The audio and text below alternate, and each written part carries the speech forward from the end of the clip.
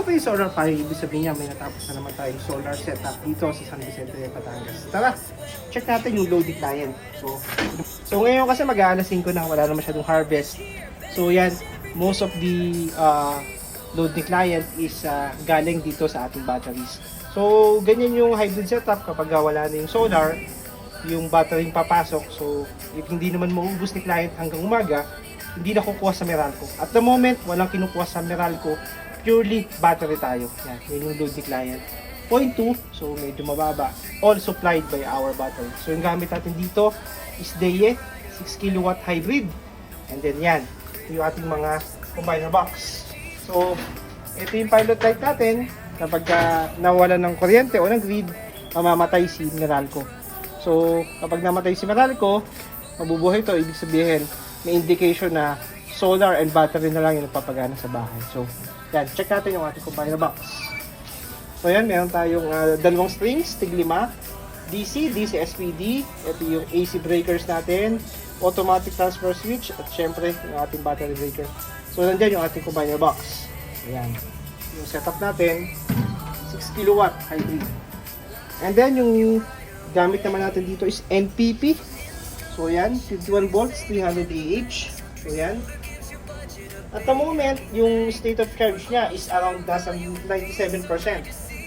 So, diyan na kumukuha yung bahay. So, madalas hindi na uubos ang client natin yung battery niya.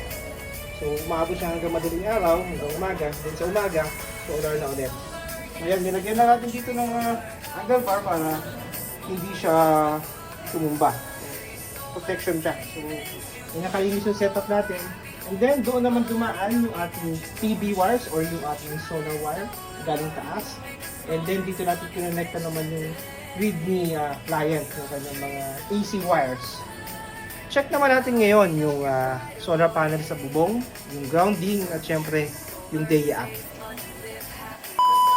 Ito pala yung actual installation natin dito sa roof ni client. So, nasa taas kung nakikita nyo, yun yung planning video. Nasa baba naman yung actual installation.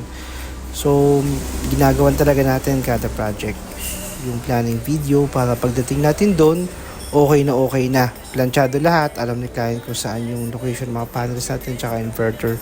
Yung sa left side, yan yung isang string. Then yung sa right side naman yung isang string. So, bumaba yan papunta dun sa inverter. So, nasunod naman natin yung plano. So, yan. So yan, properly grounded tayo dito sa setup natin. Yung grounding bar. Then, nakakonekta dyan yung ating mga panels, inverters, battery, saka yung mga safety breakers natin. Maraming rad. Ito pala yung DEYE app.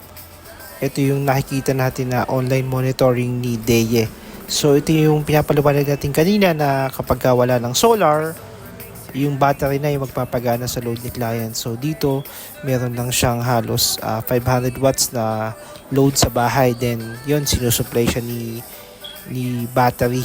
So, yan yung nangyayari sa gabi pagka naubos na yung battery, tsaka palang papasok si Meralco.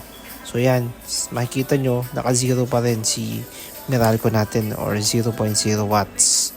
Ayan, then makikita nyo rin dyan sa app yung mga alerts, tsaka kung merong mga issues. Speaking of issues, ayan, merong naging konting issue dito sa setup natin. Kagandahan talaga, mabalik talaga agad tayo pagka merong mga ganyan. So, after sales, yung pinaka-the best sa atin. Thank you po. Until next project.